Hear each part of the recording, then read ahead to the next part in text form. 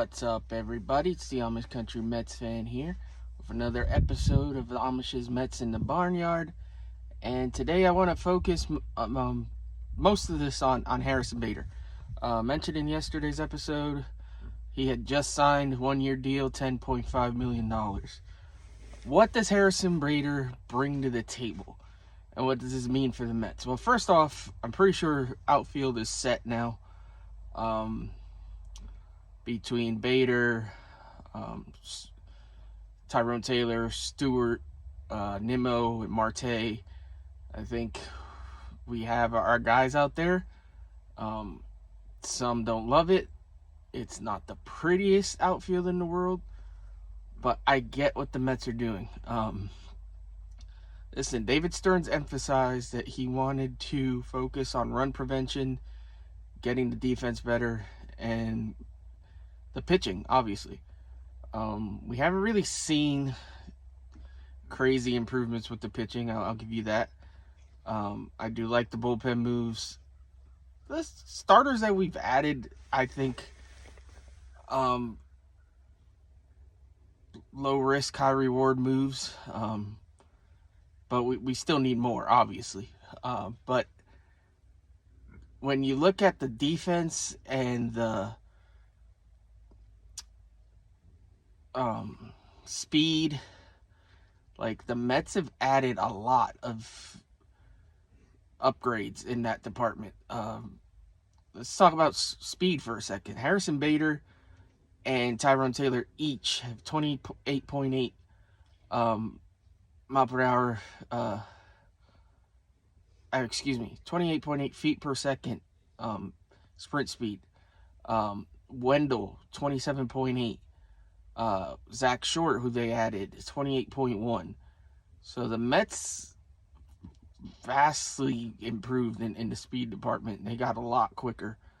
I think last year Lindor was our leader in sprint speed, and he was at I want to say 28.2. Defense. I know people don't like defensive stats. People don't like newfangled stats to begin with, but Bader had a 4 DRS last year. That's defensive runs saved. 66 outs above average. He was been over the last between 2018 and 2023, which leads all of Major League Baseball. The guy's an elite defender. Andy Martino said that the Mets still plan on playing Nimmo in center field at times. That doesn't surprise me necessarily, but you're going to see Bader in center field a lot. And I think that's our best outfield alignment. Bader in center, Nimmo in left. The other thing Bader does well, he hits lefties. I had to write it down. 824 OPS career against lefties. Listen, he other than that, he does have a light bat. The other issue is he doesn't play a lot. 98 games last year, 86 in 2022, 103 in 2021.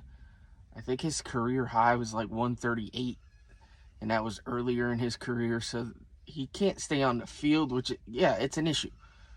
I understand the concern there, but I get what the Mets are doing. Listen, there's still guys in the pipeline for this team. Drew Gilbert isn't far off.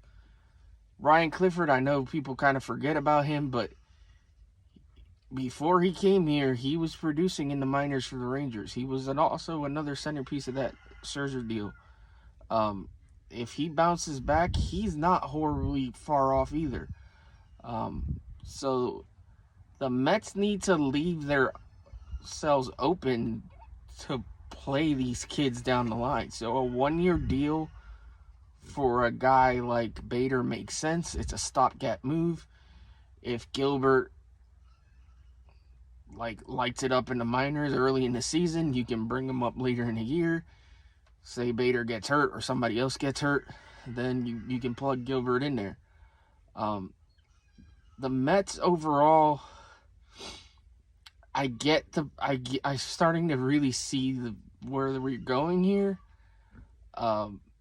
the problem, and I know people are upset. Steve Cohen has billions. What are we doing? Blah, blah, blah. Listen, the payroll right now is practically $300 million. That's not even adding the tax bill that he's going to have to pay. It's a lot of money, and he has to try to curtail the spending a little bit, because next year a lot of money's coming off the books, and then he can probably be far more aggressive in how he wants to do things. I don't think they've been in love with any of these free agents out there. I don't blame them. There's not a lot of fancy names outside of Ohtani and Yamamoto. I don't love any of the names out there. I haven't. There's some very good players out there, but nobody that I think warrants just writing a blank check to. And listen, they tried hard for Yamamoto, didn't get him. So this is plan B. And it's not what a lot of people want to see, but it makes sense. Putting a team out there that can, even if your pitching isn't great, the defense can help them. Joey Wendell is a very good defender as well. You make your team better by making small moves like this. And it does make sense. It's not the instant gratification. It's not the big names that people love.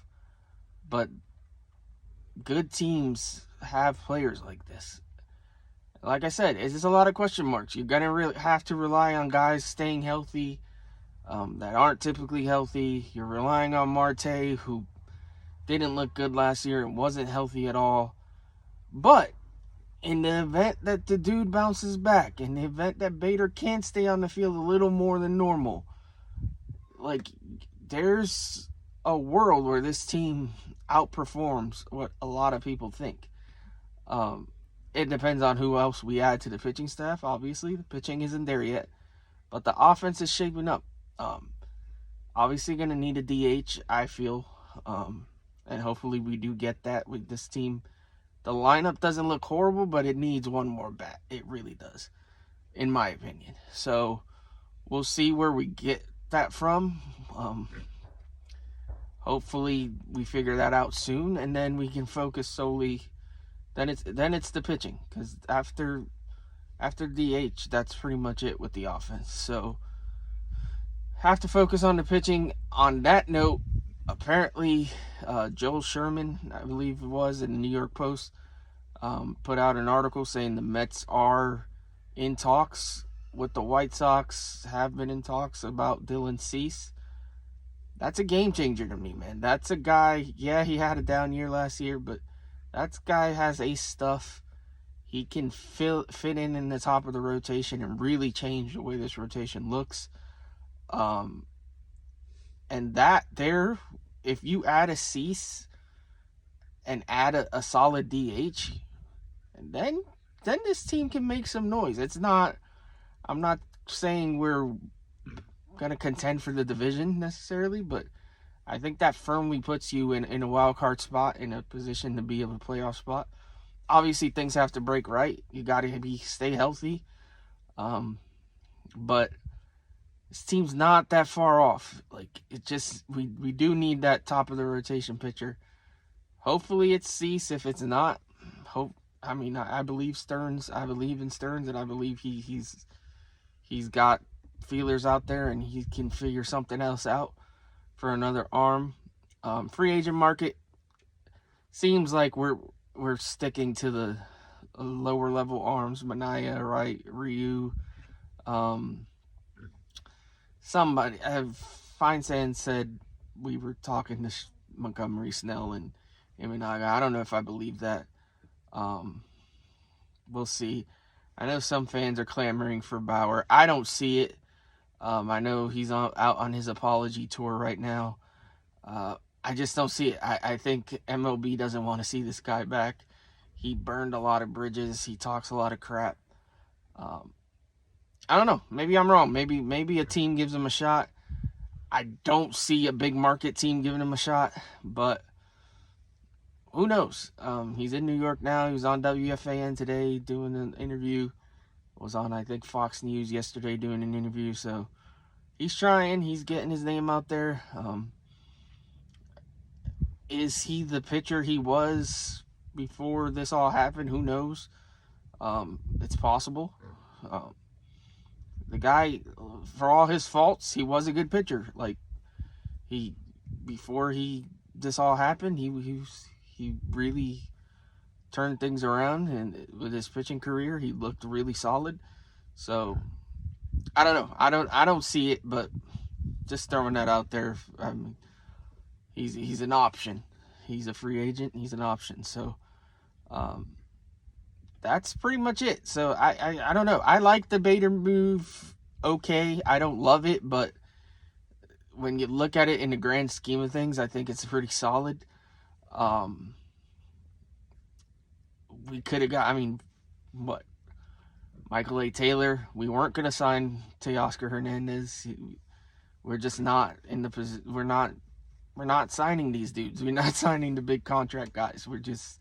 It's just not, and doesn't seem to be in the cards. So I understand it. I get it with where we are payroll wise and everything, and the fact that there's guys to evaluate and there's guys that we still need to have spots for in the future. So leaving yourself open in that regard, to me, makes sense. So I know not every fan wants to hear that. I know not everybody believes that this is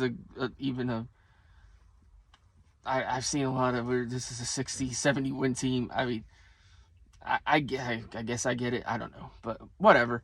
It is what it is. I see the vision. I think we're in a good spot. We're just a few moves away. We're not there yet. We're definitely a few moves away. I'm excited to see what comes next. Hoping for a DH. I've been clamoring for a DH since, I mean, if you've been watching forever now. So I'm really hoping for a DH.